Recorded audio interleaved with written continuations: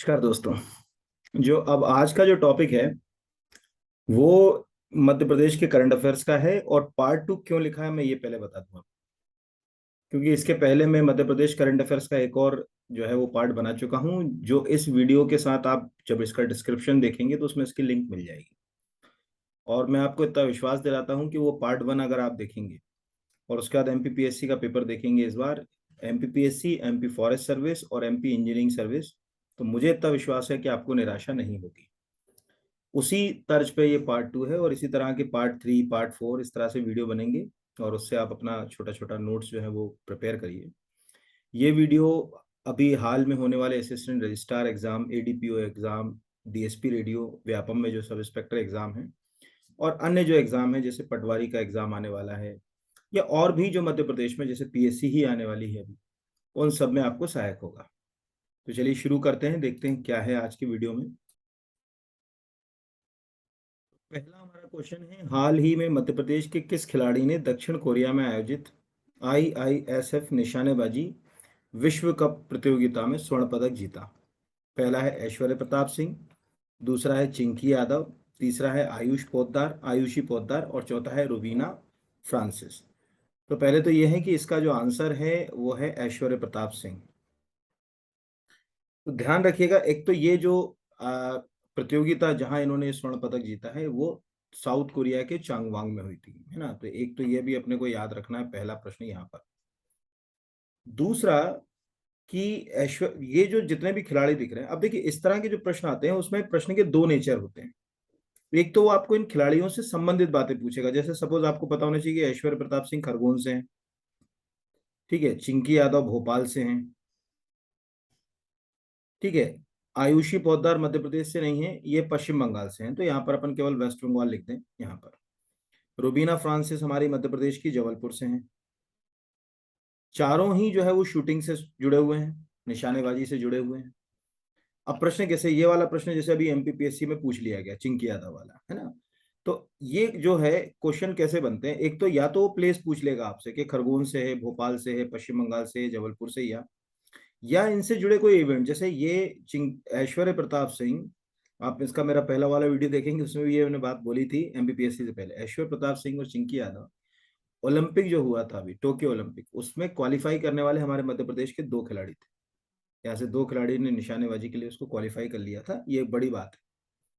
अब रही बात के बाकी दो में, तो ये जो रुबीना फ्रांसिस है ये भी अभी चर्चा में है, ये ध्यान रखिएगा। अभी म्यूनिक में, जर्मनी में म्यूनिक पड़ता है, ये भी बिल्कुल करंट के ही है। म्यूनिक बड़ा प्रसिद्ध शहर है जर्मनी का। वहाँ जर्मनी के म्यूनिक में वर्ल्ड शूटिंग पैरा स्पोर्ट जो है वो उसका वर्ल्ड कप हुआ था, पैरा स्पोर्ट का वर्ल्ड कप। उसमें इन्होंने 10 मीटर एयर पिस्टल जो था उसमें मिक्स्ड में मध्य प्रदेश के लिए स्वर्ण पदक जीत लिया। मध्य प्रदेश के लिए नहीं तो कहना गलत होगा, भारत के लिए। तो वहां इन्होंने स्वर्ण पदक जीता है। रुबीना फ्रांसिस है, जबलपुर की पैरा शूटर है, बहुत ज्यादा चर्चित हैं, काफी लंबे समय से जो है बहुत सारी स्पर्धाओं में जो है वो उन्होंने मेडल्स लिए हैं। अभी ये जो म्यूनिक में आयोजित हुआ यहाँ पर अगर कहा जाए, उसमें इन्होंने मनीष नरवल के साथ मिलकर, क्योंकि वो मिक्स्ड में मिला था उनको, तो उनके साथ कौन थे, उनका नाम था मनीष, यहाँ लिख दे रहा हूं मैं, मनीष नरवाल। मनीष नरवाल के साथ मिलकर रुबीना फ्रांसिस ने वहां अभी जो है वो स्वर्ण पदक जीता। ये क्वेश्चन भी आपको याद रखना, ये भी मोस्ट मोस्ट ही आईएमपी मान लेना, दोनों मोस्ट आईएमपी है। पहला तो आपको क्लियर हो गया कि भाई ऐश्वर्य प्रताप सिंह ने तो ये जीती, ये हो गया। रुबीना फ्रांसिस ने कोई पूछेगा कौन सा, तो पैराशूटिंग वर्ल्ड कप कहाँ हुआ था, तो वो हुआ था म्यूनिक में, यहाँ पर ये इसमें जीता। रही बात अब चिंकी यादव की, तो चिंकी यादव के बारे में भी आपको याद रखना कि जिस आईआईएसएफ की हम बात कर रहे हैं, जब ये 2021 में ये इवेंट हमारे भारत में हुआ था, उसमें चिंकी यादव ने 2021 में गोल्ड जीता था, ठीक है। ये 2022 में जो है वो इन्होंने गोल्ड जीता, ये ध्यान रखिएगा। और एक गोल्ड जीता, एक सिल्वर जीता, जो मिक्स टीम थी इसमें, यहाँ पर अगर कहा जाए 50, ये गोल्ड तो इन्होंने जीता 50 मीटर इवेंट में। इसके अलावा जो मिश्रित टीम थी उसमें इन्होंने रजत भी जीता है। तो ये ऐसे क्वेश्चंस क्या करना है, कुछ नहीं करना है, आप एक छोटी सी फाइल बना के एक साथ रख लीजिए सब। जैसे एक है कि ऐश्वर्य प्रताप सिंह जो है वो पहला हो गया, खरगोन से है। दूसरा आपने याद कर लिया कि भाई 2022 में भी साउथ कोरिया में जो है वो जो ये चांगवांग में हुई, वहां पर उन्होंने गोल्ड जीता, सिल्वर जीता मिक्स टीम में।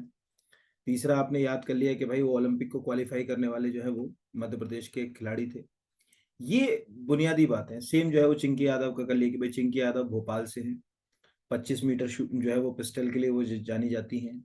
अभी 2021 में जो IISF वर्ल्ड कप हुआ था दिल्ली में, उसकी जो टीम थी उसमें उन्होंने गोल्ड मेडल जीता था। ऐसे क्या करें यहाँ पर, जो लिस्ट बना ले तो अच्छा रहता है। और MPPSC और इस तरह के जो एग्जाम्स होते हैं मध्य प्रदेश में, उसमें ज्यादातर खिलाड़ी कहाँ से ये प्रश्न भी जो है वो उठाकर जो है वो पूछते हैं। तो ये एक पूरा हेल्दी क्वेश्चन आपका जो है वो हो गया इससे जुड़ा हुआ।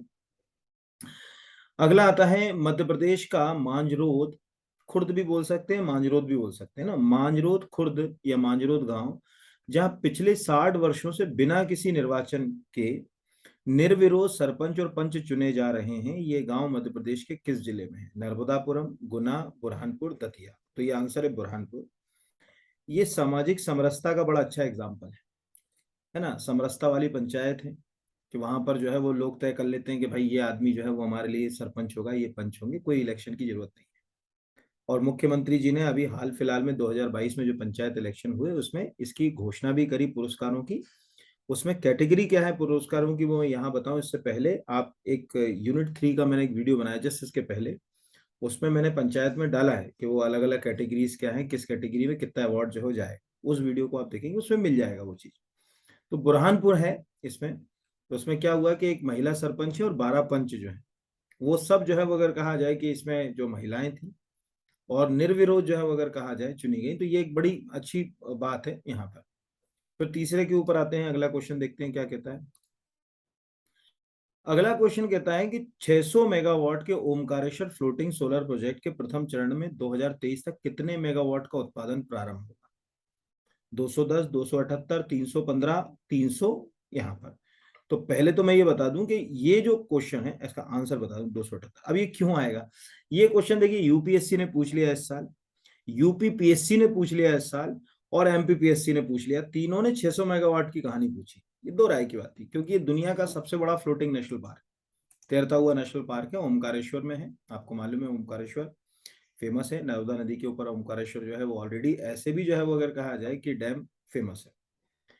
अब प्रश्न ये जो अभी जो बात है वो ये है कि आपने एक प्रपोज्ड किया प्लान, है ना। मध्य प्रदेश में बहुत सारे सोलर प्लांट्स हैं। जैसे अगर हम यहाँ पर थोड़ा सा लिख लें, जैसे हम चले गए आगर, शाजापुर और नीमच, यहाँ एक मिलाकर जो है वो अगर कहा जाए कि सोलर प्लांट है यहाँ पर, ये 1500 मेगावाट का, ये ऑलरेडी प्रपोज्ड है कि हम करेंगे। ठीक है। इसी तरह 600 मेगावाट का ये हो गया आपका ओमकारेश्वर, ये अपने को याद रखना है। ओमकारेश्वर की तरह थोड़ा और अपन अगर आगे चले जाए छतरपुर, तो छतरपुर में 950 मेगावाट का है। यहाँ 950 मेगावाट में हम छतरपुर लिख लें कि छतरपुर में 950 मेगावाट का है। मुरैना चले जाए वह 1400 मेगावाट का है यहाँ पर। ये हम सोलर पावर प्लांट लगा रहे हैं। ठीक है। ये सब जो है मतलब हमको लग रहा है कि हम 2023 तक, कोशिश है कि हम 2023 तक इनसे इलेक्ट्रिसिटी प्रोडक्शन शुरू कर देंगे। कि भाई जो मुरैना है उससे 1400 मेगावाट का प्रोडक्शन होगा, छतरपुर जो है उससे आपका 950 मेगावाट का हो जाएगा प्रोडक्शन। ये आगर, शाहजहांपुर, नीमच वाला जो है वो इससे आपका 1500 मेगावाट के जो है वो प्रोडक्शन होगा इससे। लेकिन जब ये बनेंगे ना तो इनकी स्टेजेस होंगी अलग अलग तरह की, वहीं से ये क्वेश्चन जो है वो अलसता है।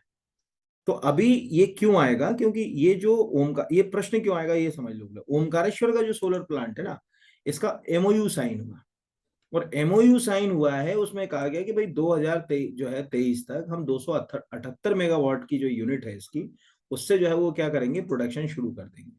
इसीलिए ये क्वेश्चन जो है वो अपने आप में जो है वो एक हेल्दी क्वेश्चन हो गया, एग्जाम पॉइंट ऑफ व्यू से पूछा जा सकता है। तो दोनों बातें याद रखना और देख लेना कि वो क्या पूछ रहा है। अगर वो 600 मेगावाट टोटल पूछ रहा है तो 600, हाल में जो है वो हमने 2000 यानी ये ऐसा है, मध्य प्रदेश सरकार ने एक एमओयू साइन किया, मेमोरेंडम ऑफ अंडरस्टैंडिंग। उसमें जिस कंपनी के साथ एमओयू साइन किया वो 278 मेगावाट का उत्पादन करेगी। उससे कहा गया कि भाई आप इसको कंप्लीट करके दो सितंबर 2023 तक। यानी ये इसमें जो है वो लक्ष्य रखा गया है कि सितंबर जो है वो अगर कहा जाए 2023 तक जो है वो यहाँ। तो अब वो उसके ऊपर जो है वो काम शुरू हो गया। 3 कंपनियों को जो है वो अगर कहा जाए कि लेटर ऑफ अवार्ड जो है वो जारी कर दिए। उसमें अलग अलग कंपनियां हैं जो इस पे जो है वो काम कर रही हैं। प्रश्न के दो नजरिए हैं, वहां अगर अपन समझ गए तो फायदेमंद है। कि क्या पूछना चाह रहा है यहाँ पर, ठीक है। तो ये जो है वो याद रखने वाली चीज है। बड़े आगे, अगला है रणजी ट्रॉफी 2022 के संदर्भ में कौन सा कथन सही सुमेलित नहीं है। मध्य प्रदेश ने 41 बार की चैंपियन मुंबई को 6 विकेट से हराकर यह ट्रॉफी जीती, बिल्कुल सही है। रणजी ट्रॉफी का फाइनल मैच बेंगलुरु के चिन्ना स्वामी स्टेडियम में खेला गया, ये भी बिल्कुल सही है। यश दुबे, हिमांशु मंत्री, रजत पाटीदार, सारंश जैन जैसे मध्य प्रदेश के खिलाड़ियों ने इस ट्रॉफी में भाग लिया, ये भी सही है। और मध्य प्रदेश ने 1998-99 में पहली बार रणजी ट्रॉफी को जीता था, ये गलत है। मध्य प्रदेश की ये पहली जीत है, ठीक है, ये ध्यान रखिएगा। इससे पहले हम जो है वो कभी रणजी ट्रॉफी को जो है वो नहीं जीत पाए। हाँ, ये है कि हम रणजी ट्रॉफी के फाइनल में पहुंचे थे। तो 1998 1999 में हम रणजी ट्रॉफी के फाइनल में पहुंचे थे, रणजी ट्रॉफी को हम जीत नहीं पाए थे, ये ध्यान रखिएगा ना। रणजी ट्रॉफी को हमने जीता नहीं था, केवल फाइनल में पहुंचे थे। तो इतना बेसिक है, अपने को याद है। अगला है आयुष्मान भारत शिकायत निवारण में 2021-22 में 86 अंक प्राप्त करके मध्य प्रदेश कौन से स्थान पर, प्रथम, द्वितीय, तृतीय, चतुर्थ। इसमें ज्यादा बड़ा क्वेश्चन हेल्दी नहीं आएगा, केवल आपको पोजीशन आएगी तो प्रथम। और कोई बहुत बड़ा जो है वो क्वेश्चन जो है वो अपने को देखने को इसमें जो है वो नहीं मिलने वाला। तो ये बेसिक सा जो है वो क्वेश्चन है, यानी बड़ा क्वेश्चन इसमें नहीं आएगा। चलिए अगले क्वेश्चन की ओर देखते हैं। अगला क्या क्वेश्चन कहता है, एक सेकंड यहाँ पर, चलिए। अब अगला क्वेश्चन है, G20 के आगामी सम्मेलन में कुछ बैठकें मध्य प्रदेश में आयोजित की जाएंगी, इन बैठकों के लिए किस शहर का चयन नहीं किया गया है। भोपाल, इंदौर, जबलपुर, खजुराहो। तो इसका आंसर है जबलपुर। अब पहले समझिए, हम बहुत अच्छे से जानते हैं कि जो G20 है उसका जो समिट है 2023 में हमारे यहाँ होना है। और ये अभी और इसलिए ज्यादा चर्चा में आ गया क्योंकि जो G20 का जो मेन समिट है वो जम्मू कश्मीर को इसका होस्ट बना दिया। सरकार का कहना है कि जो J&K है वहां पर इसका जो ये होस्ट होगा। बाकी जब ये होगा समिट 2023 में, अभी तो प्रपोज्ड है, एग्जैक्ट डेट भी इसकी डिक्लेयर नहीं हुई है यहाँ पर कि कब से कब तक जो है वो समिट रहेगा यहाँ पर। तो उसमें उन्होंने क्या करा कि मध्य प्रदेश की भी कुछ जगहों को चुना है। जनरली मेन जो है वो है भोपाल और इंदौर, और एक साथ में रखा हुआ है खजुराहो को। यानी हो यहाँ पर अभी ये नहीं है कि कहाँ कौन सी कितनी समिट्स होंगी, क्या बैठकें होंगी उसके यहाँ पर। लेकिन भोपाल और इंदौर में भी हमने तैयारी कर ली है, या अभी हम तैयारी कर रहे हैं कि हाँ इसकी कुछ बैठकें होंगी, है ना। और आप बहुत अच्छे से जानते हैं कि G20 जो है वो दुनिया की टॉप लीडिंग इकोनॉमीज जो हैं उनका एक ग्रुप है। और ये क्वेश्चन अभी जो है वो मेरे हिसाब से फॉरेस्ट सर्विस में जो है वो आ भी चुका है, या किसी एग्जाम में शायद PSC में आपने देखा ही होगा। तो इस तरह से ये प्रश्न भी एक हेल्दी क्वेश्चन हो सकता है, आपको आ सकता है। अगले क्वेश्चन की ओर बढ़ते हैं। अगला क्वेश्चन है, जून 2022 में मध्य प्रदेश से राज्यसभा के कितने प्रत्याशी निर्विरोध निर्वाचित हुए, अनअपोज्ड इलेक्ट हुए। एक, दो, तीन या चार। तो अनअपोज्ड हुई है ये तीन। एक्चुअल देखिए, हम बहुत अच्छे से जानते हैं कि मध्य प्रदेश के पास राज्यसभा की जो सीटें हैं वो 11 है, यानी 11 सीटें हमारे यहाँ से राज्यसभा को जाती हैं। ये हमें लिख दे रहा हूँ। तो जो राज्यसभा के लिए जो 11 सीटें हमारे यहाँ से जाती हैं, राज लिखा गया, गलती, सॉरी, फिर से लिख दे रहा हूँ। राज्यसभा के लिए जो 11 सीटें जाती हैं, हम बहुत अच्छे जानते हैं कि एक जो सदस्य का कार्यकाल होता है वो 6 साल होता है, और हर 2 साल में उसमें सीटों का इलेक्शन होता है, यानी निर्वाचन होता है, यानी आपको मालूम होगा ये तो। अब वो प्रक्रिया पे नहीं जा रहा, मैं अभी पे जा रहा हूँ। तो अभी 2022 में, पहले इसके पहले हुआ था 2020 में। तो 2020 में आपको कम से कम ज्यादा नहीं तो तीन नाम, 2020 के नाम तो ऐसे भी सबको याद होंगे इस क्लास में, कि 2020 में जो नाम थे उसमें एक तो थे दिग्विजय सिंह, यहाँ पर लिख दे रहा हूँ मैं। दूसरे जो थे ज्योतिरादित्य सिंधिया, और तीसरे जो थे सुमेर सिंह सोलंकी। ठीक है, सुमेर सिंह सोलंकी आप खुद लिखिएगा, यानी 2020 में, यानी 2026 तक तो अभी हमारे पास जो है वो ये सीट रही। अब 2020 का जो 2022 में हुआ अभी इलेक्शन जून में, इस 2022 के इलेक्शन में ये तीन जो सीटें गई वो तीनों जो है वो अनअपोज चली गई, निर्विरोध चली गई। उसके पहले तो इलेक्शन वाली प्रक्रिया थी, इस बार अनअपोज चली गई। एक सीट जो है वो इसमें मिली है कविता जी को, ठीक है, क्योंकि जो गवर्नमेंट की ऑफिशियल वेबसाइट है उस पर कविता ही शब्द जो है वो प्रयोग किया गया। मतलब वहां ने उन्होंने जो है वो अपनी ऑफिशियल वेबसाइट के ऊपर कभी पूरा नाम नहीं दिया, हालांकि उनका नाम कविता पाटीदार है, यहाँ लिख दे रहा हूँ, पाटीदार। लेकिन ऑफिशियल जो वेबसाइट है गवर्नमेंट की, उस पर तो कविता ही वर्ड जो है वो लिखा हुआ है। तो यहाँ पर एक तो उनसे, दूसरी श्रीमती सुमित्रा, ये भी याद रखिएगा यहाँ पर, और तीसरी विवेक कृष्ण तनखा, विवेक कृष्ण तनखा। ये 3 सीटें जो है वो अनअपोज गई हैं, निर्विरोध, जिसमें विवेक कृष्ण तनखा जो हैं वो इंडियन नेशनल कांग्रेस से हैं, और कविता पाटीदार और श्रीमती सुमित्रा जो हैं ये दोनों जो हैं वो बीजेपी से हैं, यानी ये 2 सीटें जो है वो बीजेपी से हैं। और ये क्यों है? क्योंकि अब ये सीट जो 2028 तक, तो आप जो ऑलमोस्ट जितने भी चयनित होने वाले बच्चे हैं सभी, ये 6 सीट तो अपनी 11 में से यही दिख गई आपको कि भाई 2020 में जो है तो 26 तक तो ये रहेंगे, दिग्विजय सिंह, ज्योतिरादित्य सिंधिया और सुमेर सिंह। और ये 22 में हुई है कविता पाटीदार, श्रीमती सुमित्रा और विवेक कृष्ण तनखा, ये 28 तक रहेंगे। तो ये इतनी सीट तो राज्यसभा की ऐसी तैयार हो गई हमारी, बाकी कुछ नहीं। हाँ, एक सीट इसमें बहुत इंपॉर्टेंट है, ये तो बेसिक हो गई कि 3 सीट वाला आंसर हो गया। अब इसमें एक बिल्कुल सरप्राइजिंग सीट बता रहा हूँ। अभी 2021 में क्या हुआ था कि जो थावरचंद गहलोत के द्वारा जब मतलब रिजाइन करा गया था, तो हमारे यहाँ एक सीट राज्यसभा की खाली हुई थी। तो उस पर बड़ा कयास लगाया जा रहा था कि यार किसको वो सीट मिलेगी। वो भी क्वेश्चन आपको बहुत इंपॉर्टेंट है, क्योंकि उसमें फिर दक्षिण भारतीय राजनीति से लेकर आए थे डॉक्टर एल मुरुगन को। तो डॉक्टर एल मुरुगन का जो है ये नाम याद रखिएगा। ये सीट का फिल हुई है हमारे राज्यसभा की 2021 में। तो ध्यान रख लेना ना, 2020 में 3, फिर 2021 में 1, ठीक है, और 2000 आपके 22 में जो है वो 3। इस तरह से इतना आपने को याद रखना। लेकिन ये याद रखिएगा कि जो एल मुरुगन गए हैं, जो 2021 में उपचुनाव में जो निर्वाचित हुए हैं, वो 2024 तक ही रहेंगे, ये याद रख लीजिएगा आप लोग।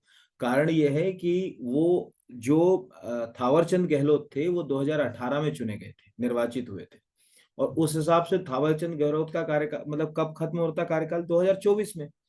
तो अब ये क्या हुआ कि उप निर्वाचन हुआ, बीच में हुआ। तो ऐसा नहीं कि जो बीच में हुआ तो एल मुरुगन जो है 6 साल तक के लिए चले जाएंगे, वो नहीं होगा कि 21 से उन्होंने कहा साहब ये तो अगले 6 साल तक रहे, नहीं। अगर मान के चलिए वो जिस सीट पे गए, जो व्यक्ति ने रिजाइन किया, उसका कार्यकाल अगर 2024 हो रहा है तो ये भी 2024 तक ही रहेंगे। फिर इलेक्शन की जो है वो प्रक्रिया आएगी और फिर इलेक्शन उनको लड़ना पड़ेगा। तो ये इतनी चीजें आपको मैंने बता दी कि अभी के हिसाब से सब चीजें लिंक कर लीजिएगा, आपको आएगा। देश का पहला हर घर जल सर्टिफाइड जिला कौन सा है? खरगोन, बुरहानपुर, जबलपुर, इंदौर। तो ये तो मुझे बताने की जरूरत नहीं, कॉमन क्वेश्चन है, आप सबको याद ही होगा। बुरहानपुर हर घर जल सर्टिफाइड जिला है, ये ऐसे भी सबको जो है पता होगा, बहुत सिंपल सा प्रश्न है यहाँ पर। अगले क्वेश्चन की ओर बढ़ते हैं, देखते हैं अगला क्या क्वेश्चन कहता है। अगला कहता है भारत का पहला क्रियात्मक साक्षर यानी फंक्शनली लिटरेट डिस्ट्रिक्ट कौन सा है? मंडला, अलीराजपुर, दतिया, सागर। तो आंसर है मंडला। अब समझो ये है क्या चीज, पहले फंक्शनली समझे। फंक्शनली जो लिटरेट डिस्ट्रिक्ट होता है उसका मतलब है कि मान के चलिए वहां के लोग उस जो सेंसस में यानी जो जनगणना है उसकी लिटरेसी में तो नाम आया नहीं उनका, लेकिन फिर भी वो पढ़ना लिखना जानते हैं, अपना नाम लिख सकते हैं, पढ़ सकते हैं, गिनतियों को गिन सकते हैं, काउंटिंग कर सकते हैं, ठीक है। अपने व्यवसाय में पढ़ाई लिखाई के कारण जो व्यवसाय में भी उन चीजों को शामिल करते हैं। तो अब ये फंक्शनल डिस्ट्रिक्ट का कंसेप्ट क्यों आया है कि चल क्या हुआ, 2011 की जो जनगणना रही तब तो मंडला का जो लिटरेसी रेट कम रहा, लेकिन क्या हुआ कि 2020 में मध्य प्रदेश सरकार ने इसके लिए प्रयास किया कि भाई देखें कि अपने यहाँ जो है वो लिटरेसी का क्या स्तर है। तो पता चला कि जो ट्राइब्स वाला जो बेल्ट है उसमें जनजातीय आबादी कई बार बहुत रिमोट एरियो में रहती है, अंदर सुदूर जंगलों में अंदर भी आपको कई बार आबादी मिल जाएगी। तो ऐसी जब ये मतलब इसके जब रिकॉर्ड्स निकाले गए या उसका जो रिकॉर्ड मैनेज किया गया, तो पता चला कि यार ये वो बंदा जो है ये लिटरेसी में तो आया नहीं, लेकिन ये पढ़ना भी जानता है, अपना नाम भी लिखना जानता है, और अपने व्यवसाय में इस साक्षरता का प्रयोग भी कर रहा है। तो फिर तो इसको लिटरेट मानना पड़ेगा। तो फिर इसके लिए वर्ड आया फंक्शनली लिटरेट, ठीक है। तो ये फंक्शनली लिटरेट जो डिस्ट्रिक्ट अगर कोई पूछता है पहली कौन सी है, तो आप इसको जो है वो मंडला को फंक्शनली लिटरेट डिस्ट्रिक्ट के रूप में याद रखेंगे, है ना, ये अपने को याद रखना। चलिए अगले के ऊपर आते हैं। अगला है टूरिज्म इंडिया अवार्ड 2022 का आयोजन मध्य प्रदेश के किस शहर में किया जाएगा? इंदौर, भोपाल, जबलपुर, खजुराहो। आंसर है इसका भोपाल। एक्चुअल देखिए क्या है, ये अभी जस्ट आज जो है वो अभी चल रहा है, यानी यहाँ पर अगर कहा जाए तो सितंबर तक ये अवार्ड चलेगा, पूरा के पूरा कार्यक्रम इसका। क्या है कि इंटरनेशनल सेंटर फॉर जो है वो रिस्पॉन्सिबल टूरिज्म नाम का अगर कहा जाए संस्था ने ये अवार्ड शुरू किया था 2004 में ये अवार्ड। और ये अवार्ड जनरली जो है वो अगर कहा जाए लंदन में ही दिया जाता था। अब मध्य प्रदेश सरकार ने सोचा कि ऐसे भी मध्य प्रदेश सरकार अभी टूरिज्म को बहुत बढ़ा रही है ना। हमारे यहाँ हम फिल्म टूरिज्म पॉलिसी लेकर आ गए 2020 में। ऑलरेडी नेशनल फिल्म अवार्ड जो इस साल का हुआ उसमें हमको बेस्ट जो है वो अगर कहा जाए फिल्म फ्रेंडली स्टेट का जो है वो अवार्ड मिल गया। तो मध्य प्रदेश सरकार तो पर्यटन के लिए जबरदस्त काम कर रही है, इसमें कोई दो राय की बात नहीं। तो मध्य प्रदेश पर्यटन डिपार्टमेंट ने इनसे क्या किया, यानी ये international centre for responsible tourism जो है इससे संपर्क साधा कि क्यों ना आप ये अवार्ड हमारे यहाँ कंडक्ट कर लो। उन्होंने कहा ठीक है। तो अब ये हमारे यहाँ कंडक्ट हो रहा है, यानी ये अवार्ड जो है वो हमारे यहाँ दिया जा रहा है। तो इस तरह से ये लिंक है। और टूरिज्म से संबंधित, एमपी टूरिज्म से संबंधित बातें याद रखिएगा। पहला कि फिल्म टूरिज्म पॉलिसी हमने बना ली है 2020 में। दूसरा आप याद रखिएगा कि 2000 जो अभी जो नेशनल फिल्म अवार्ड मिले हैं उसमें हमारे को जो है फिल्म फ्रेंडली स्टेट का जो है वो अवार्ड मिल गया कि हाँ साहब फिल्म के लिए अच्छी स्थिति पे हम काम कर रहे हैं यहाँ पर। तो ये बेसिक सी बातें जो अपने को पता होना चाहिए। अगले के ऊपर आ जाते हैं। अगला है मध्य प्रदेश में ऊर्जा साक्षरता के लिए कौन सा अभियान शुरू किया गया। ऊषा, बिजली, ऊर्जा या प्रकाश। तो आंसर है ऊषा। एक्चुअल एनर्जी एफिशिएंसी की दिशा में ये कदम है। हम कैसे बिजली बचाएं, एनर्जी एफिशिएंसी के क्या क्या तरीके होना चाहिए, उस सब से लोगों को जागरूक करने के लिए ये जो है वो प्रक्रिया शुरू की। या आप ये जो है वो याद रखेंगे ना, ये उसके लिए ही जो है वो याद रखेंगे। चलिए अगले के ऊपर आते हैं। एक सेकंड। अगला है हाल ही में डेफ ओलंपिक खेलों में टेनिस प्रतियोगिता में मध्य प्रदेश के किस खिलाड़ी ने रजत पदक जीतकर इतिहास रचा। धनंजय दुबे, राघव जयसिंघानी, चेतना जायसवाल और तमन्ना निगम। तो आंसर जो है वो इसका है धनंजय दुबे, ये याद रखिएगा। बाकी ये जो तीन खिलाड़ी हैं, जैसे राघव जयसिंघानी है, ये टेनिस के मध्य प्रदेश के अच्छे जाने माने खिलाड़ी, ये भी टेनिस में ही है। लेकिन एक्चुअल क्या है, ये कहाँ पर इन्होंने जीता है, ये डेफ ओलंपिक में जीता है यहाँ पर। या चेतना जायसवाल की बात करें तो चेतना जायसवाल का नाम जो है वो फुटबॉल में लिया जाता है, अच्छी खिलाड़ी है फुटबॉल की जो है वो, उनको जाना जाता है। तो ये जो खिलाड़ी हैं ये विक्रम अवार्ड से सम्मानित जो है वो खिलाड़ी है। तमन्ना निगम, तमन्ना निगम हमारी क्रिकेट खिलाड़ी है मध्य प्रदेश की। ठीक है। तो ये जितने खिलाड़ी जो मैंने लिए हैं इसमें, ये विक्रम पुरस्कार मिला है इनको, यहाँ पर लिख दे रहा हूँ। ये तो विक्रम पुरस्कार हो गए 2021। अब जैसे ऊपर मैंने आपको बताया था एक चीज साफ, कि किसी भी खिलाड़ी का जो अचीवमेंट होता है वो तीन चीजों को याद रखना है। वो कहाँ से है, कौन सा अचीवमेंट लिया, और उसमें उसकी रैंक क्या रही। तो जैसे डेफ ओलंपिक हुए, ये पहला हो गया। अब कहाँ से है, तो सीधी सी बात है ये पता होना चाहिए। तो धनंजय दुबे जो है वो ग्वालियर के खिलाड़ी है ना, मध्य प्रदेश के ग्वालियर के। तो हमारे लिए एक क्वेश्चन हो गया कि मध्य प्रदेश के ग्वालियर से आने वाले धनंजय दुबे ने डेफ ओलंपिक खेलों में टेनिस जो प्रतियोगिता है उसमें मध्य प्रदेश के लिए जो है वो रजत पदक जीता। तो ये एक अच्छी बड़ी जो है वो अगर कहा जाए अचीवमेंट हम मान सकते हैं, और ये आ सकती है इसमें। चलिए अगले पे आ जाते हैं, देखते हैं अगला क्वेश्चन क्या कहता है। चंद्रशेखर आजाद की 116वीं जयंती पर यूथ महापंचायत का आयोजन मध्य प्रदेश के किस शहर में किया गया। इंदौर, भोपाल, ग्वालियर, जबलपुर। तो इसका आंसर है भोपाल। एक्चुअली इस यूथ महापंचायत के दौरान चंद्रशेखर आजाद की एक प्रतिमा का अनावरण भी भोपाल में हुआ। और इसमें एक अनोखी बात थी कि ये जो यूथ महापंचायत अभी आयोजित हुई थी भोपाल में, उसमें ऑल ओवर इंडिया से ऐसे यूथ आइकॉन्स को बुलाया गया जिन्होंने बहुत कुछ अपने ही उस पर नया अचीवमेंट किया हुआ। बहुत सारे लोग जो है वो उसमें इनवाइट किए गए, और उन्होंने जो है वो अपनी बातें रखी, उन्होंने बताया अपनी सक्सेस स्टोरी जो है वो साझा की कि भाई किस तरह से उन्होंने स्ट्रगल किया, कैसे वो सक्सेस हुए। ये सब बात जो है वो इस यूथ महापंचायत में जो है वो की गई थी। तो एक हेल्दी क्वेश्चन है, आपको पूछा जा सकता है, हालांकि सरल है, सभी से बनी गया होगा। ठीक है, चलिए अगले क्वेश्चन की ओर देखते हैं, अगला क्या क्वेश्चन कहता है। अब अगला क्वेश्चन कहता है जुलाई 2022 में नगरीय निकाय एवं त्रिस्तरीय पंचायती राज निर्वाचन के लिए राज्य निर्वाचन आयोग द्वारा कौन सी ऐप जारी की गई। ऐप यानी एप्लीकेशन। इलेक्शन, चुनाव, मत आपका अधिकार और मतदाता। तो उस ऐप का नाम है चुनाव। कुछ नहीं करना है आपको, अपने गूगल प्ले स्टोर पे जाना है, चुनाव ऐप टाइप करना है और उसको देखना है केवल, उसके बाद डिलीट कर देना है। इससे आपके दिमाग में एक इमेज रहेगी कि हाँ ये ऐप जो है वो ठीक। एक्चुअल क्या हुआ है कि भाई इलेक्शन कब होंगे, इलेक्शन के बारे में बुनियादी जानकारी, उसके चरण आदि, ये सब जानकारी हम मतदाता सूची में जो है वो अपना नाम, ये जानकारियों को ढूंढने के लिए हम इधर उधर भटकते हैं। उससे तो अच्छा है कि एक ऐप से हम जो है वो इसको हासिल करें। तो मध्य प्रदेश सरकार ने उम्मीदवार की जानकारी, मतदान केंद्र को खोजने के लिए, ठीक है, या मतदाता की जानकारी के लिए एक ऑनलाइन पोर्टल के ऊपर ये सुविधा भी शुरू करी है, प्लस ऐप भी शुरू करी है। तो ऐप का नाम रखा गया चुनाव। सबसे ज्यादा गड़बड़ होती है इस तरह की कि इलेक्शन ही रख दिया या चुनाव, तो चुनाव वर्ड है, मध्य प्रदेश तो हिंदी भाषी राज्य है, तो उससे भी याद रख सकते हैं कि हाँ चुनाव क्यों रखा होगा नाम इसका। हाल ही में छीता खुर्दी मध्यम सिंचाई परियोजना के लिए 434 करोड़ 21 लाख रुपए स्वीकृत किए गए। यह परियोजना मध्य प्रदेश के किस जिले में? बहुत लंबे समय से इस परियोजना के ऊपर बातचीत चल रही थी, अब जाके कहीं इसका के ऊपर फंडिंग आई है। और एक छोटी स्मॉल इरिगेशन प्रोजेक्ट है, इसमें से एक कैनाल भी निकलेगी, जबलपुर में है ये, ठीक है, ध्यान रखिएगा। तो जबलपुर में सरकार चाह रही है कि इरिगेशन प्रोजेक्ट को, और जबलपुर के आसपास का जो क्षेत्र है उसके लिए ये जो है वो काम करेगी।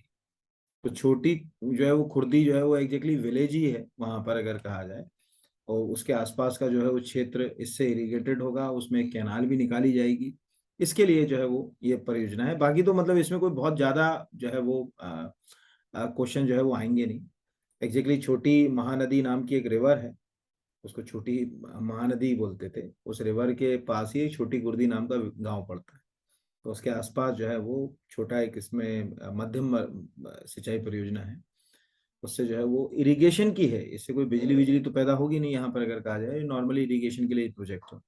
बट अमाउंट अच्छा है उसमें, 450 करोड़ की परियोजना है, मोटा मोटा दिख रहा है आपने को 434 करोड़ की, तो शायद ऐसी परियोजनाएं पूछी जा सकती है।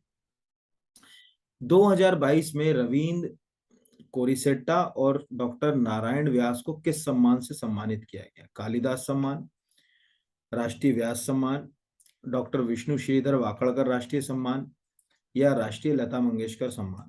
तो इसका जो आंसर है वो है वाकड़कर सम्मान, ये ध्यान रखिएगा ना, जो है डॉक्टर विष्णु श्रीधर वाकड़कर सम्मान। एक्चुअली ये पुरस्कार एक साथ 2 साल के लिए दिया, 2018-19 के लिए इनको मिल गया, ठीक है, रविंद्र कोरिसेट्टा को, और 2000 जो है वो 19-20 के लिए नारायण व्यास को मिल गया। अब निश्चित रूप से ये तो अंडरस्टूड है कि ये दोनों ही कहीं ना कहीं आर्कोलॉजी के क्षेत्र में ही जुड़े हुए होंगे, क्योंकि डॉक्टर वाकड़कर का जब भी नाम आता है ना, वीएस वाकड़ के बारे में तो क्वेश्चन आएगा ही आएगा। उसके 2-3 कारण है कि क्यों आएगा।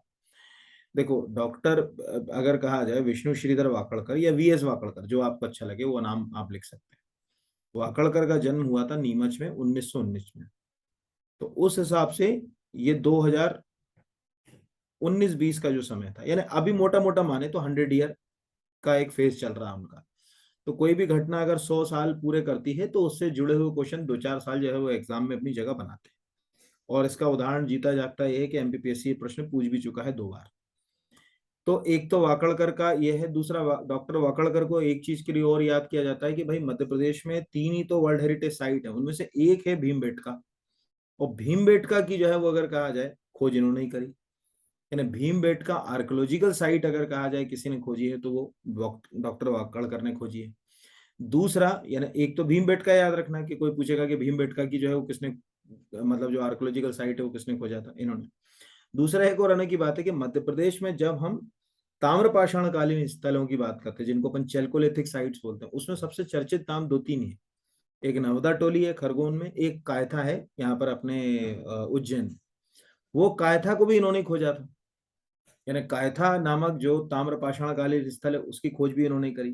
तो इस तरह से चूंकि वो एक बहुत बड़ा नाम थे मध्य प्रदेश और भारत में, आर्कोलॉजी, आर्कोलॉजी मतलब पुरातत्व विज्ञान जिसको है ना, पुरातत्व शास्त्र कह सकते हैं, उसमें एक बड़ा नाम थे। तो उन्हीं के नाम से पुरस्कार है 2018-19, 19-20 के लिए जो है वो 2 अलग अलग पर्सनालिटी को हमको जो है वो देखने को मिला है।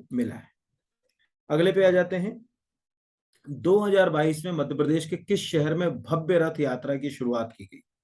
ये प्रश्न भी आएगा क्योंकि इसमें बड़ा इवेंट हुआ, बड़ी अच्छी खासी भीड़ इकट्ठी हुई, दतिया, ग्वालियर, मंडला और अमरकंटक।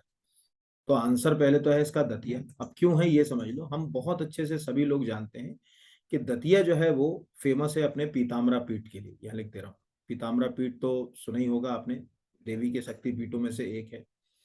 तो आज से 87 यानी 2022 से 87 साल पहले, 87 ईयर पहले वहां पर कहते हैं कि वो माई प्रकट हुई थी, यानी उनको प्रकट्य उत्सव माना जाता है कि 87 ईयर पहले उनका प्राकट्य हुआ था। तो अभी मुख्यमंत्री जी, गृह मंत्री जी एक कार्यक्रम में वहां गए थे जब वो दतिया गौरव दिवस का, तो उस समय उन्होंने कहा था कि अब इस चीज को जो है वो हम यादगार बनाएंगे, एक पर्यटन के रूप में विकसित करेंगे और हर साल एक भव्य जो है वो रथ यात्रा का आयोजन करेंगे। और अगर ये सक्सेसफुल रहा तो मुझे लगता है कि आने वाले 10-15 साल में हम जैसे जगन्नाथपुरी की रथ यात्रा की अपनी एक आइडेंटिटी है, जैसे हम प्रयास कर रहे हैं कि ये रथ यात्रा भी एक बड़ी मतलब अपनी एक अलग से जो है वो पहचान बना ले। हालांकि जगन्नाथपुरी की रथ यात्रा का अपना एक अलग महत्व है ऐतिहासिक। तो इस तरह से ये भव्य रथ यात्रा जो है वो आपको याद रखना है कि किस शहर में थी। और पीताम्बरा पीठ तो आप ऐसे ही जानते हैं, कुछ मुझे बताने की जो है वो जरूरत ही नहीं। अगला क्वेश्चन है। अब अगला क्वेश्चन मैं पहले तो ये बता दूं कि ये प्रश्न जो अभी है, ऐसे कम से कम 10-15 प्रश्न और मैं दूंगा आने वाले समय में, एक अलग से ही पंचायत का, क्योंकि मुझे मालूम है कि पंचायत इलेक्शन अब 5 साल के बाद होंगे। तो पंचायत के करंट अफेयर्स के क्वेश्चन तो आपको इस साल आना ही है, इसको कोई रोक ही नहीं रहा, जो भी एग्जाम्स है उसमें। मैंने 2-3 क्वेश्चन इसमें 2-3 तो ले ही लिए मैंने, कम से कम मुझे लगा कि आ सकते हैं। पहला है, स्थानीय स्वशासन के लिए आयोजित किए गए निर्वाचन 2022 के बारे में कौन सा कथन असत्य है। पहला, नगरीय निकाय आम निर्वाचन 2022 का आयोजन 2 चरणों में हुआ, बिल्कुल, यानी 2 अलग अलग फेसों में जो है वो म्यूनसिपालिटीज हैं या नगर पालिका है, नगर निगम है, इनके चुनाव आयोजित किए, नगर परिषद है। पंचायत आम निर्वाचन 2022 का आयोजन 3 चरणों में हुआ, ये भी सही है, 3 अलग अलग फेसेस में हमने पंचायत के इलेक्शंस कराए। नगरीय निकाय निर्वाचन के लिए वोटिंग मशीन्स का, ईवीएम जिसको कहा जाता है, ठीक है, का प्रयोग किया गया। और पंचायत निर्वाचन जो है वो बैलेट पेपर से कराया गया, ये बिल्कुल सही है कि पंचायत निर्वाचन के लिए बैलेट पेपर का इस्तेमाल किया गया, 4 अलग अलग कलर के। और त्रिस्तरीय पंचायत में जो पंचायत के जो आम निर्वाचन है उनमें अनुमानित मतदान जो है वो 89.30 रहा, ये गलत है, लेकिन एग्जैक्ट आपको पता होना चाहिए। ठीक है, अनुमानित जो मतदान था वो था 80 दशमलव, यानी इसके रिजल्ट भी आ गए, ये खुद आप जाएंगे मध्य प्रदेश निर्वाचन आयोग की वेबसाइट के ऊपर भी डला हुआ है। तो उसमें ये बताया गया है कि भाई जो अनुमानित जो आंकड़ा है, यानी 80.31% जो है वो लोगों ने इसमें मत में जो है वो भाग लिया, ये याद रखें। उसमें जो है वो पुरुषों ने, जैसे अगर कहा जाए कि भाई पुरुषों ने कितना, यहाँ 3 थे, पुरुषों का जो प्रतिशत था वो था 80.85%, ये हो गया मेल का। महिलाओं का जो प्रतिशत था वो था 79.74%, ये हो गया फीमेल का। और अन्य जो है वो अगर कहा जाए उनका प्रतिशत था 12.40%, यहाँ पर अगर कहा जाए अदर। ठीक है, तो इस तरह से इसका एवरेज निकाल लोगे तो आपका आ जाएगा 80.31। 89 तो ऐसे भी कॉमन सेंस है कि बहुत इतना जो है वो फिगर कभी हो नहीं सकता। तो ये इस तरह से हम जो है वो आसानी से इस चीज को जो है वो मतलब लिंक कर सकते हैं, मतलब कर सकते हैं, एग्जाम में आएगा ही आएगा ये क्वेश्चन। मुझे तो लगता है कि शायद ये वाला क्वेश्चन आ जाए, ठीक है, या वोटिंग मशीन वाला भी जो है वो क्वेश्चन जो है वो आपसे जो है वो पूछा जा सकता है, पर आएंगे ऐसे ही क्वेश्चन जो है वो बन रहे हैं आजकल इसी नेचर के। चलिए अगला क्वेश्चन देखते हैं कि अगला जो है वो अगला क्वेश्चन जो है वो क्या कहता है। अब अगला क्वेश्चन कहता है, ब्राजील के रियो में आयोजित डेफ ओलंपिक खेलों में मध्य प्रदेश की खिलाड़ी गौरांशी शर्मा ने किस खेल में स्वर्ण पदक जीता है। पहला है निशानेबाजी, दूसरा है बैडमिंटन, तीसरा है तैराकी, चौथा है रिले रेस। तो आंसर जो है वो इसका है बैडमिंटन। एक बड़ी उपलब्धि है हमारे लिए कि हमको जो है वो एक गोल्ड मेडल मिला, इससे बड़ी कोई बात जो है वो हो नहीं सकती है ना। तो ये भी एक प्रश्न जो है वो हेल्दी क्वेश्चन जो है वो आपसे पूछा जा सकता है यहाँ। चलिए अगले पे आ जाते हैं। मध्य प्रदेश पंचायत एवं नगरीय निकाय निर्वाचन 2022 के दौरान मध्य प्रदेश निर्वाचन आयुक्त और निर्वाचन सचिव क्रमशः थे R Parshuram, Shri Durga Vijay Singh, Shri Durg Vijay Singh, Shri Vasant Pratap Singh, Shri B S Jamod, Shri Basant Pratap Singh, Shri Rakesh Singh, Shri Basant Pratap Singh, Shri Arun Parmar. तो आंसर पहले तो मैं बता दूं, आंसर है श्री बसंत प्रताप सिंह, राकेश सिंह। देखिए बसंत प्रताप सिंह तो लंबे समय से मध्य प्रदेश के निर्वाचन आयुक्त है, इलेक्शन कमिश्नर हैं, इसमें दो भाई की बात नहीं। अभी मध्य प्रदेश सरकार ने अप्रैल में, ये ध्यान रखिएगा ना, अप्रैल 2022 में राकेश सिंह को मध्य प्रदेश इलेक्शन कमीशन का सचिव नियुक्त किया यहाँ पर। तो अभी मध्य प्रदेश इलेक्शन कमीशन की वेबसाइट पर भी इनका नाम नहीं। पर ये क्यों मैंने लिया है, क्योंकि जब ये मैंने पंचायतों के से संबंधित जितनी भी सूचनाएं मध्य प्रदेश सरकार ने जारी करी, तो जब उनके ऑफिशियल डॉक्यूमेंट्स मैंने पढ़े तो उसमें मैंने सचिव के सिग्नेचर में श्री राकेश सिंह का नाम देखा, उप सचिव में जो है वो श्री अरुण परमार का देखा। मैंने कहा यार ये चेंज हो गए क्या। फिर मैंने इसको सर्च किया तो मुझे पता चला कि श्री राकेश सिंह आ गए अप्रैल से। मुझे भी नहीं मालूम था पहले तो यहाँ पर। तो ये क्वेश्चन बहुत हेल्दी है, क्योंकि उसके बाद ही ये पंचायत और म्यूनसिपालिटी के अभी हमारे इलेक्शन हुए, तो उसमें जो है वो लिंक हो सकता है, क्वेश्चन जो है वो पूछा भी जा सकता है। अब क्या पूछेगा वो देखने वाली बात है। ठीक है, अगले क्वेश्चन की ओर जाते हैं। 2022 में मध्य प्रदेश की 5 हस्तियों को पद्मश्री से सम्मानित किया गया, उनके संदर्भ में निम्नलिखित में से कौन सा सही सुमेलित नहीं है। अर्जुन सिंह दुर्वे, कला, बिल्कुल सही है। अवध किशोर जाड़िया, साहित्य शिक्षा, बिल्कुल सही है। नरेंद्र प्रसाद यानी एनपी मिश्रा, नरेंद्र प्रसाद मिश्रा, समाज सेवा, ये गलत है। राम सहाय पांडे, कला, ये सही है। नरेंद्र प्रसाद मिश्रा वाला जो था, इनको मरणोपरांत दिया गया था ये पुरस्कार, और ये मिला है इनको चिकित्सा के लिए, है ना, यहाँ पर लिख दे रहा हूं मैं, चिकित्सा। कला के लिए, साहित्य के लिए नहीं। तो देखिए ये एक बड़ी अचीवमेंट है कि 2022 में जो पद्मश्री की घोषणा हुई उसमें मध्य प्रदेश के 5 खिलाड़ियों को पद्मश्री से सम्मानित किया गया। अर्जुन सिंह धुर्वे आपको मालूम होगा कि बेगा ट्राइब से आते हैं, और बेगा नृत्यों के लिए, स्पेशली परधोनी के लिए तो वो बहुत ही ज्यादा फेमस है। और उस नृत्य को उन्होंने भारत से अलग अलग जगहों पर भी जो है वहाँ जो है वो पहचान दिलाई। मूल रूप से वो डिंडोरी के हैं, तो इसके कारण जो है वो, चूंकि उनको उस नृत्य के लिए पहचान, यानी बेगा नृत्य के लिए, स्पेशली परधोनी आप याद रखिएगा यहाँ पर, उसके लिए पहचान मिली। अवध किशोर जाड़िया एक जाने माने जो है वो साहित्यकार हैं। बुंदेली साहित्य को, हालांकि बहुत ज्यादा समृद्ध तो नहीं रह पाया, लेकिन उस साहित्य को आगे ले जाने में उन्होंने बहुत ज्यादा जो है वो काम किया। कई सारी उन्होंने किताबें लिखी, जैसे वंदनीय बुंदेलखंड है, उद्धव शतक है ना, ये आपकी विराग माला है। ऐसी कई रचनाएं उन्होंने लिखी। विराग माला तो उनकी बहुत ही फेमस है, ठीक है। उद्धव शतक भी उनका काफी फेमस है यहाँ पर। तो वो बुंदेली के हैं, ठीक है। एक बड़े अच्छा नाम है वहां पर। और चूंकि क्या होता है, स्थानीय भाषा को आगे ले जाना एक बड़ी उपलब्धि ही कहा जा सकता है, क्योंकि कोई इस तरह की चीज जो है वो कर नहीं पाता।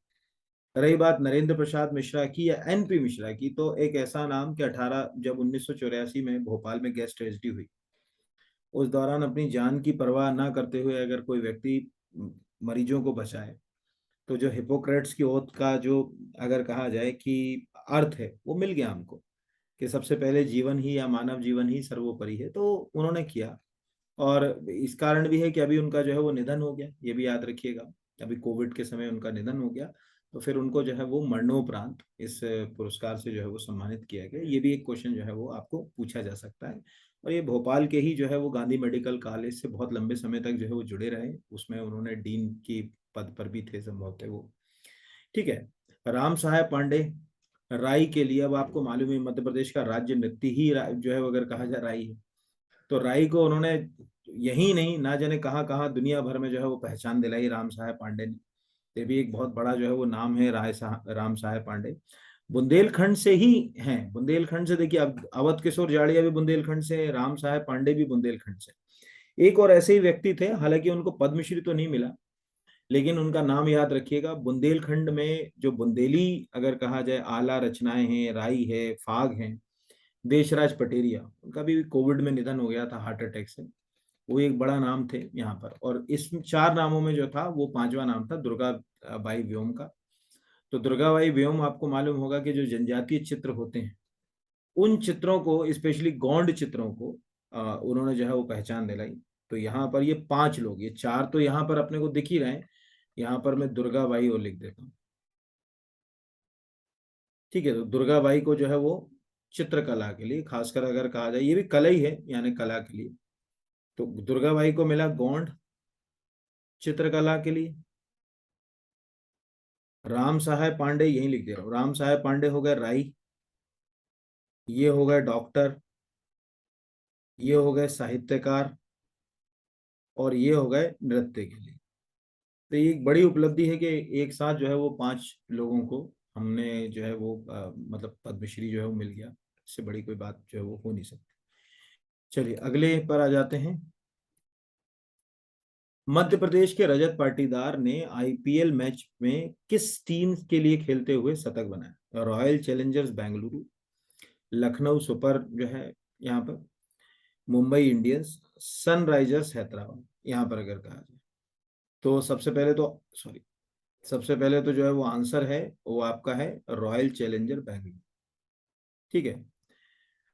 एक्चुअल इसको समझें कि एक बड़ा उभरता हुआ खिलाड़ी है वो इंदौर के। एक तो ये प्रश्न आएगा, इसमें तीन ही प्रश्न आएंगे। रजत पाटीदार का संबंध किस खेल से है? पहला हो गया क्रिकेट। रजत पाटीदार मध्य प्रदेश के किस शहर से हैं? इंदौर। और अभी आईपीएल में वो किस टीम के लिए मतलब खेल रहे हैं? तो ये वाला क्वेश्चन जो है वो जो मैंने बताया, ये वाला भी प्रश्न जो है वो पूछा जा सकता है। तो ऐसे जो है वो बेसिक अगर कहा जाए कि क्वेश्चन जो है वो आते हैं। अब इसमें क्या बनेगा क्वेश्चन, वो देखने वाली बात है। चलिए अगले क्वेश्चन की ओर बढ़ते हैं, देखते हैं अगला क्या क्वेश्चन कहता है। भारत की पहली bullet crusher machine Madhya Pradesh राज्य शूटिंग अकादमी में लगाई गई है। ये अकादमी कहाँ है? पहला है इंदौर, दूसरा है भोपाल, तीसरा जो है वो है ग्वालियर, और चौथा जो है वो है आपका जबलपुर। तो पहले तो ये है, इसका आंसर जो है वो है भोपाल। और इस आंसर को मैं समझा दूं कि ये ब्लड क्रशर क्या होता है कि जो शूटिंग एकेडमी होती है उसमें जब शूटिंग करते हैं, शूटिंग के दौरान जो गोली चलती है उसका जो खोल गिरता है, यानी जो बाहर का जो कवर होता है वो गिरता है, उसको क्रैश करके नष्ट कर देना। ठीक है, तो उसके लिए जो है वो मशीन लगाई गई है, और ये अपने आप में भारत में पहला ही है। तो चूंकि देखिए कोई बड़ा हो या छोटा इवेंट हो, हम ये नहीं कहते कि कोई बहुत बड़ा इवेंट है कोई छोटा है, कोई चीज अगर पहली बार हुई है तो निश्चित रूप से वो कहीं ना कहीं जो है वो अपना एक रोल जो है वो प्ले करती है। पहली बार अगर हुई है, पहली बार नहीं होती तो हम जो ये बोलते ही नहीं। तो भारत में पहली बर्ड आ रहा है, इसलिए हमने जो है वो ले लिया। तो इस बहाने हमको ये भी पता चल गया कि हाँ साहब ये जो है वो यहाँ पे लगाई गई। दूसरा, चूंकि आप याद रखिएगा कि एमपीपीएससी और मध्य प्रदेश में जो दूसरे भी जो एग्जाम हुए हो रहे हैं अभी, उनमें जो मध्य प्रदेश की जो एकेडमीज हैं वो एकेडमीज पूछी जाती रही है। बहुत सारी एकेडमी है हमारे पास, जिसमें शूटिंग एकेडमी है, ठीक है, अगर बैडमिंटन एकेडमी है, क्रिकेट एकेडमी है, तो आप वो आसानी से department of sport youth welfare यानी DSYW की वेबसाइट पर जाइए, और वहां जाकर जो है वो आप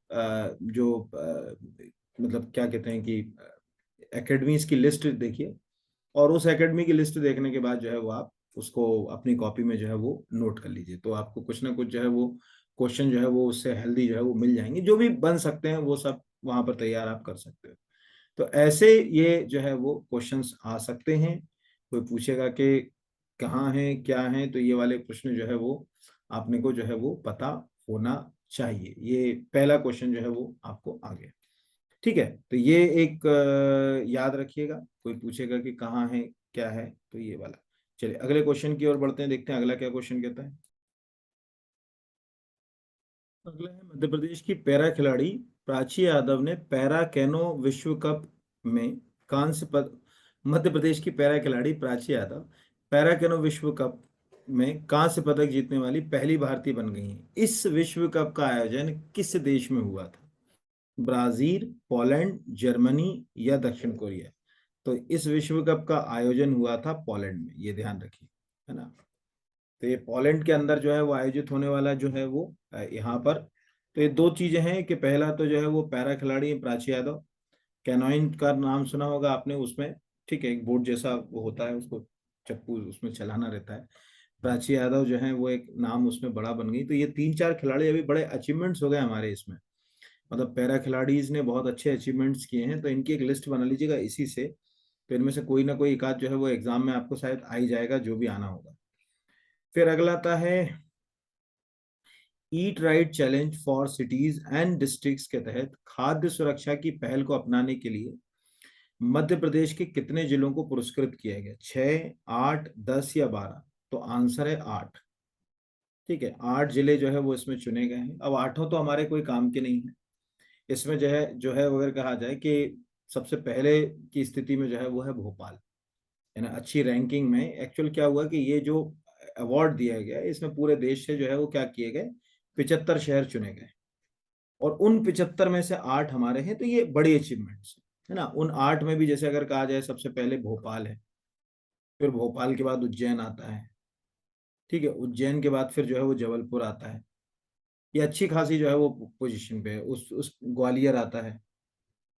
ये आपको याद नहीं रखना है कि ग्वालियर है, रीवा है, सागर है, सतना है, ये याद रखने की जरूरत। ग्वालियर है, रीवा है, सागर भी है, सतना भी है, ये याद ना रखें। लेकिन कम से कम ये बुनियादी रूप से इतना जो है वो आप याद रखें कि हाँ साहब, ये जो है वो मध्य प्रदेश के जो है वो शहर हैं, इनको जो है वो अगर कहा जाए कि रखा गया है कि ये टॉप 8 के अंतर्गत जो है वो ये आ गए यहाँ पर। ठीक है, तो यहाँ पर ये भोपाल, उज्जैन, अच्छा इसमें एक तो रह गया नंबर 1, तो इंदौर की तो मैं भूल ही गया, सॉरी, यहाँ पर। तो ये एक याद रखिएगा, इंदौर ने नंबर 1 इसमें रैंक हासिल करी है, और फिर इंदौर के बाद क्रमशः जो है वो भोपाल, उज्जैन और बाकी सब चीजें। तो ये मुझे नहीं लगता कि इनमें से कोई जो है वो पूछेगा, बट जिले पूछ सकता है कि कितने जिलों को मिला है, तो 8 जिलों को मिला है, ये आ सकता है ये क्वेश्चन। अगला है मध्य प्रदेश पंचायत निर्वाचन 2022 के लिए मतपत्रों के रंग के संदर्भ में कौन सा सही सम्मिलित नहीं। अब ये प्रश्न मैंने क्यों पूछा, क्योंकि एग्जैक्टली क्या है, जिस हम जमाने में है वहाँ ईवीएम पे ही हम निर्भर हो गए, लेकिन इस बार का जो पंचायत का इलेक्शन है उसमें साफ है कि वो मतपत्र से हुआ है, ईवीएम से नहीं हुआ। हाँ, शहरी जो निकाय के चुनाव थे उनमें हम इलेक्ट्रॉनिक वोटिंग मशीन का हमने इस्तेमाल किया। तो उसमें क्या करा कि जब चुनाव होता है तो सीधी सी बात है, एक साथ आपको जैसे सरपंच का भी वोट डालना है, जनपद सदस्य का भी वोट डालना है, तो अलग अलग कलर की पर्ची कर देते हैं। तो सरपंच की पर्ची नीली बिल्कुल सही, पंच की पर्ची जो है वो सफेद, ये भी सही, जनपद पंचायत सदस्य की पर्ची पीली, ये भी जो है वो सही है, और जिला पंचायत की सदस्य की पर्ची नारंगी नहीं थी, वो गुलाबी थी। ठीक है, ये ध्यान रखिए, यहाँ मैं गुलाबी लिख देगा। तो इस तरह से ये जो है वो 4 कलर की पर्चियां हैं, और 4 अलग अलग पर्चियों को एक साथ जो है वो दिया जाता है। तो ये याद रखिएगा ना, नीला, सफेद, पीला और गुलाबी, इस क्रम में आप याद कर लीजिएगा।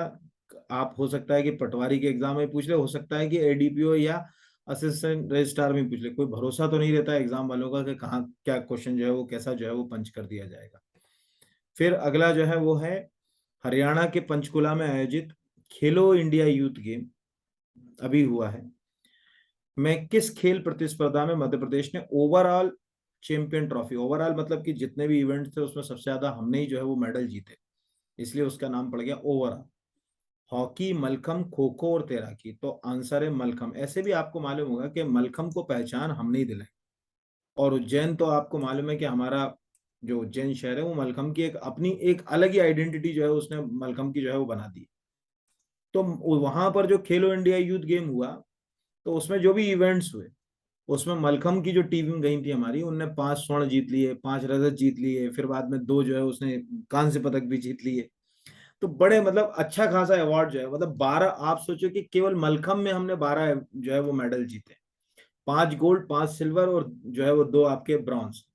तो इस प्रकार अगर एक टेक्निकली कहा जाए कि ओवरऑल उसमें जो है वो हमने अच्छा काम किया, और मध्य प्रदेश जो है वो उसने जो है वो मलखम को ऐसे भी अपना जो है वो अगर कहा जाए कि राज्य खेल घोषित करने के लिए जो है वो प्रयास शुरू किए थे, उसको प्रयास हुआ, उसका रिजल्ट निकला। उज्जैन की आइडेंटिटी हो गई मलखम जो है वो, आज बहुत सारे उज्जैन से जो है वो आपने देखा होगा खिलाड़ी मलखम के जो है वो निकले, और हिंदुस्तान में मलखम को पहचान अभी जो है वो हम ही जो है वो दिला रहे हैं, यानी हमारा राज्य इसमें एक बड़ी भूमिका में आ रहा है।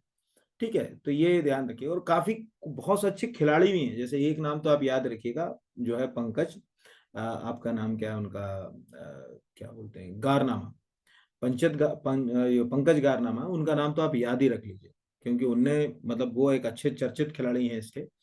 तो ये जो है वो अगर कहा जाए आपको याद रखना है। ठीक है, तो 2013 में मध्य प्रदेश का राज्य खेल घोषित हो गया मलखम, तब से हम लगातार जो है वो मलखम में जो है वो अच्छा जो है वो परफॉर्म करते आ रहे हैं। चलिए अगले के ऊपर आते हैं। 2022 के पंचायत निर्वाचन के दौरान मध्य प्रदेश की पहली समरस नगर पंचायत या नगर परिषद, जो भी आपको कहना है, घोषित की गई। शाहगंज नगर पंचायत सीहोर, गैरतगंज जो है वो रायसेन, कसरावत जो है वो खरगोन, या पिछोर शिवपुरी। तो इसका जो आंसर जो है वो है शाहगंज।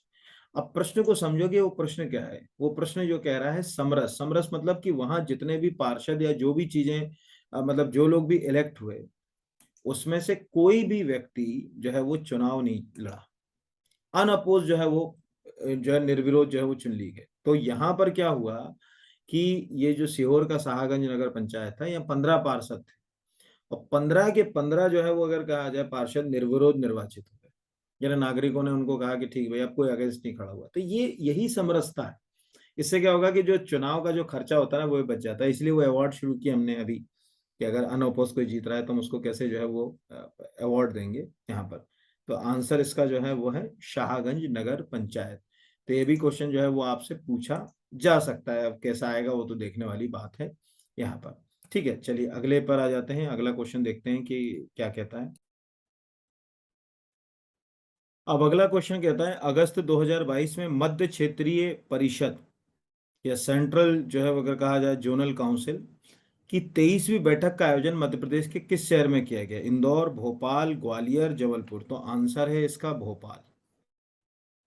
अब ध्यान से समझिएगा जो मैं बोल रहा हूं, दो बातें अलग अलग होती हैं। जब इंटरस्टेट जो है मतलब इसको ऐसे समझिए, जब स्टेट रिओर्गेनाइजेशन एक्ट बना 1956 में, 1956 में आपको मालूम होगा कि राज्य पुनर्गठन अधिनियम पारित हुआ, उसी से हमारा राज्य बना मध्य प्रदेश।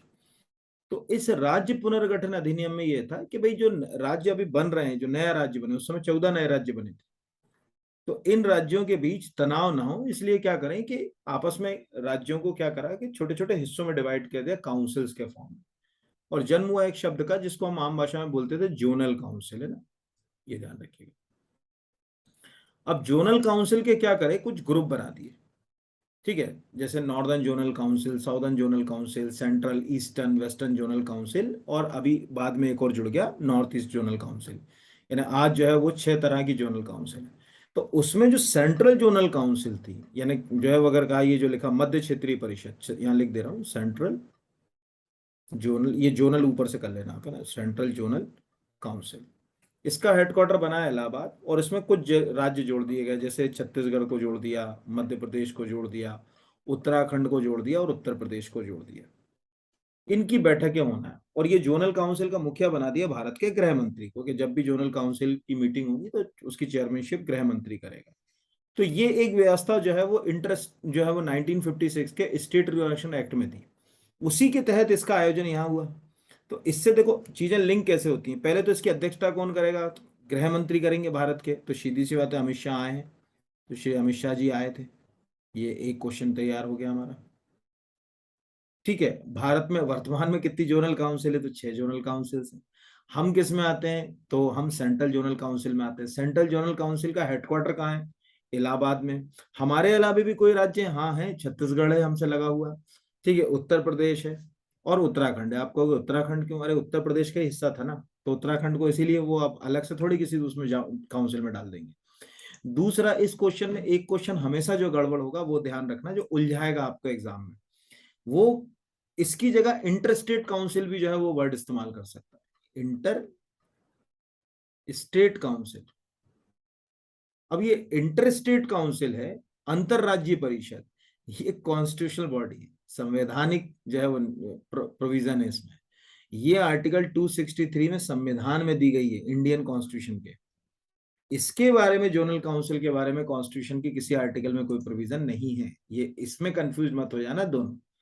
तो कैसे राज्य एक दूसरे के साथ मिलकर काम करें, बेहतर उनके बीच जो है वो सामंजस्य स्थापित हो, इसलिए जोनल काउंसिल की बैठक भोपाल में आयोजित की गई थी।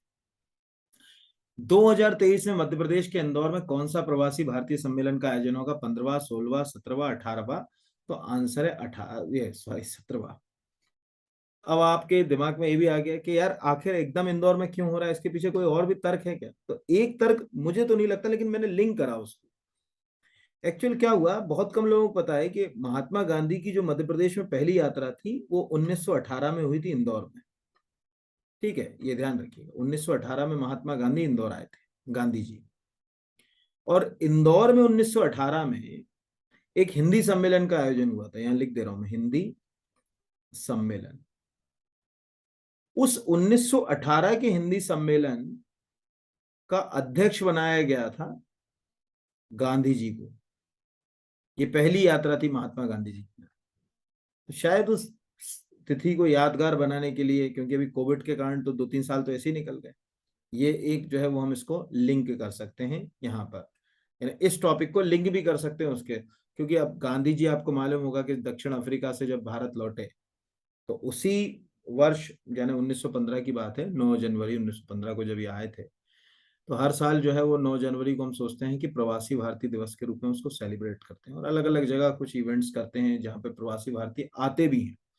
तो वो इससे जो है वो क्वेश्चन जो है वो लिंक हो सकता है। अब आने वाली बात है कि क्या आएगा, देखिए यहाँ पर अगले के ऊपर आ जाते हैं। अगला है अगस्त 2022 में रामसर स्थलों में यशवंत सागर झील के शामिल होने के बाद मध्य प्रदेश में कितने आर्द्र क्षेत्र रामसर सूची में शामिल हो गए। इसमें क्वेश्चन आपका गलत होगा। क्यों गलत होगा? अगर ठीक से नहीं पढ़ा, क्योंकि अभी भी क्या है कि ज्यादातर किताबों में और जो कंटेंट है वो 3 है। इसके पहले मेरा एक वीडियो था, उसमें भी 3 था, लेकिन तब यशवंत सागर नहीं जुड़ा था तो मैंने 3 बताए थे उसमें। अब यशवंत सागर जुड़ गया तो 4 हो गए। तो एक्चुअल वेटलैंड जो होते हैं, आर्द्र भूमियां, ठीक है, यहाँ पर यहाँ नमी ज्यादा होती है, ज्यादातर लेक्स के आसपास का जो क्षेत्र है वो इस वेटलैंड में ही आपको मिलेगा। हालांकि तो वेटलैंड के लिए अब यहाँ मैं वो स्टोरी नहीं सुना रखे कैसे रामसर में कन्वेंशन हुआ, कितनी वेटलैंड साइट्स गई, वो अभी हमारे काम का नहीं। अभी हम देख रहे हैं कि मध्य प्रदेश में, तो मध्य प्रदेश में एक तो है भोज, ठीक है, ये राजा भोज ताल जो है ये वेटलैंड में शामिल है। इसके अलावा अगर कहा जाए सांख्य सागर, तो अगर आप जाओगे तो उसके लिए सांख्य सागर के लिए आपको जाना पड़ेगा कहाँ पर? ग्वालियर के पास शिवपुरी में। तो शिवपुरी में जो है वो सांख्य सागर जो झील है वो भी जो है वो आपके एक वेटलैंड में आती है, माइग्रेंट्री बर्ड के लिए फेमस है, वहां भी बहुत सारे जो है वो माइग्रेंट्री बर्ड जो है वो आते हैं। तीसरा जो है वो है सिरपुर। तो सिरपुर लेक जो है वो इंदौर के पास है। कोई पूछेगा कि सिरपुर लेक कहाँ है, तो सिरपुर इंदौर के पास। और यशवंत सागर भी इंदौर के पास है। इंदौर के पास एक नदी है, छोटी सी, बहुत छोटी नदी है, उसका नाम है गंभीर। उस गंभीर के ऊपर एक रिजर्वायर बना हुआ है, जलाशय जैसा, उसका नाम है यशवंत सागर। तो इस तरह से हमारे सामने ये बात साफ हो गई कि अगर आज जो है वो सितंबर 2022 की स्थिति में बात करूं मैं आज ही के दिन, तो हमारे मध्य प्रदेश में एक हो गया भोज, ये हमको याद रखना है। दूसरे नंबर पे जो हो गया उसमें यहाँ पर अगर कहा जाए सांख्य सागर, ये याद रखना है, शिवपुरी का।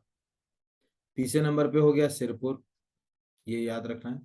और चौथे नंबर पे हो गया है यशवंत सागर, ये याद रखना। कोई पूछेगा कि कहाँ है, तो ये इतना जो है वो याद रखना है। इसमें अगर कोई ये भी पूछ ले कि भाई सबसे पहले जो कौन सा जो है वो वेटलैंड शामिल हुआ था, तो वो भोज जो था वो इसमें सबसे पहले गया। और सबसे आखिरी में अभी कौन सा शामिल हुआ, तो यशवंत सागर सबसे आखिरी में जो है वो इसके अंदर शामिल हुआ। इस तरह से बेसिक अगर कहा जाए, हमारे पास 4 जो है वो आर्द्र भूमियां हैं या वेटलैंड हैं जो रामसर कन्वेंशन में आती हैं। और बेसिक अगर आप रामसर के बारे में जानना चाहो तो आपको ये याद होना चाहिए कि जो वेटलैंड्स होते हैं उनका कैसे प्रोटेक्शन हो, उनके संरक्षण के लिए क्या प्रयास जो है वो किया जाए। इस सब बात को लेकर ईरान में एक शहर था क्या है रामसर, वहाँ 1971 में कन्वेंशन साइन, यानी सिग्नेचर किए कई सारे देशों ने जो है उसके ऊपर। और बाद में फिर 1975 में क्या हुआ कि उसको लागू कर दिया, कि रामसर कन्वेंशन को लागू कर दिया। फिर लागू कर दिया तो धीरे धीरे अलग अलग देशों की इसमें जो है वो सूचियां जुड़ती चली गई। तो इस तरह से जो है वो ये प्रश्न आ सकता है। तो मुझे लगता है कि आ, ये जो क्वेश्चंस हैं ये लिंक मैंने करने की कोशिश करी, आपको अच्छे ही लगेंगे। और इसके बाद अगले सेशन में और लाएंगे। पंचायत के करंट अफेयर्स के लिए क्वेश्चन का टॉपिक अलग ही बनाने के मूड में हूँ, क्योंकि पंचायत और म्यूनसिपालिटी के इलेक्शन हुए, तो मुझे लगता है कि कितने इलेक्शंस हुए, क्या चरण हुए, कितनी नगर निगम्स के लिए हुए, ऐसे क्वेश्चन जो है वो बन सकते हैं। उसके लिए आप देखते रहिए, आने वाले समय में कहीं ना कहीं दूंगा आपको। और जिन लोगों ने इससे पहले वाला एक वीडियो इसका पार्ट 1 नहीं देखा है, तो इसके जस्ट डिस्क्रिप्शन में नीचे पार्ट 1 का लिंक होगा, एक बार आप जरूर देखिएगा। और 3 जो एग्जाम मैंने बताया आपको, एक एमपीपीएससी, दूसरा जो है एमपीपीएससी फॉरेस्ट, और एमपीपीएससी इंजीनियरिंग सर्विस, और मिला के देखिएगा। इस वाले का तो नहीं कहता, उस वाले का मिला के देखिए, क्योंकि वो उसके पहले बना हुआ था। तो आपको लगेगा कि हाँ सही चीज है, उसमें कुछ जो है वो कंटेंट अच्छा ही दिया है उसमें। तो यही एक प्रयास है, सबसे बेहतर जो भी हमसे बन रहा है वो तो हम कर ही रहे हैं आपके लिए। बहुत बहुत शुक्रिया। और ज़्यादा से ज़्यादा शेयर कीजिए, लाइक कीजिए। कमेंट्स तो आपके बहुत अच्छे आते हैं, बड़ी खुशी होती है। और कई बार मैंने बार बार बोला है इस चीज़ के लिए कि वीडियो बनाते समय रिदम में रहते हैं, कई बार मानवीय भूल होती है, इसमें कोई दो राय की बात नहीं, एरर होते हैं। आप अगर एमपीपीएससी का पेपर देखेंगे, एक पेपर में 6-6 8-8 क्वेश्चन डिलीट हो जाते हैं। तो एक वीडियो बनाने के दौरान भी कई बार मिस्टेक हो जाती है छोटी, बाद में फिर पता चलता है कि बोलते समय आपने ये शब्द की जगह ये बोल दी। तो कोई भी प्रश्न होता है, कोई भी प्रश्न जो है, अगर उसमें कोई एरर आता है, हमें तुरंत बाद में जो है वो जब हम उसको एक आध बार देखते हैं, क्योंकि पूरा वीडियो डिलीट करना तो संभव नहीं होता, ठीक है। तो डिस्क्रिप्शन जो लगा होता है उसमें मैं लिख देता हूँ कि भाई ये प्रश्न में ये गलती से इसकी जगह ये निकल गया है, या ये सन इसको ऐसे लिख लीजिएगा। तो एक बार 1-2 दिन के बाद डिस्क्रिप्शन जरूर देख लिया कीजिए, मैं आपसे बस ये अनुरोध कर सकता हूँ। बहुत बहुत धन्यवाद, शुभकामनाएं, ईश्वर करे कि आपको सफलता मिले। धन्यवाद।